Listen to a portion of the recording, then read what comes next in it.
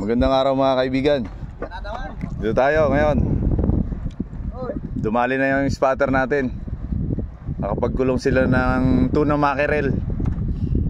Kumakaway pa yung ating mga busiro. Huwag niyo pong kalimutan mag-subscribe at mag-follow sa aking YouTube channel, Julius J. Calmoren. Julius Calmoren sa YouTube. Yon. Makikita nyo mga kaibigan, itong dilim na to, tuna mackerel. Yan. Yan, makikita nyo. Ang dami nyan.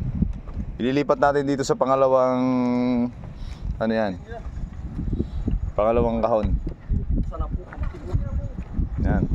Bubukas na natin tong kabilang ano na to. Dito na, ang dami nyon. Yo. Ayos ang ating mga kaibigang busiro. Ito, kumakanaw lang kanina to sa kabila, pero nandito na ngayon. Ang ganda kasi nung parang pinakaharang nila doon sa una, no? Kaya pag pumasok, ito na, tingnan nyo mga kaibigan. Yan ang mumuting yan. Yan. Mga 3 tonelada na naman to. Yan, pinupo ka na. Tingnan nyo ang sipag ng ating mga busiro pagka gantong magsasara. Basta maraming nakikitang mga tanawin sa ilalim. Yan. Nakikita nyo yan.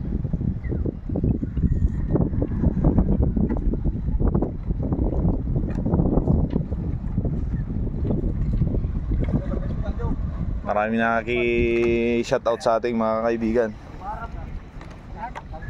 Good morning, good morning. Yan, makikita ninyo. Yan, yan. Yan ang namumuting yan. Yan ang isda. Yan. Makikita nyo yan.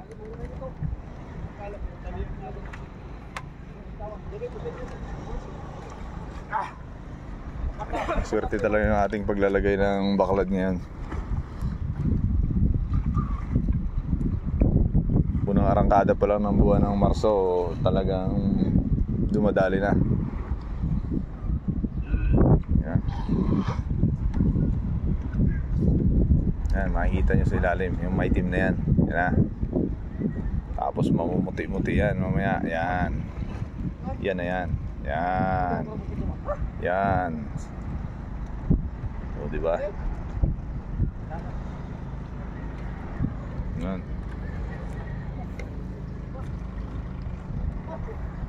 Mga bukid naman yung kahit. Mga bukid naman. Walang ulit.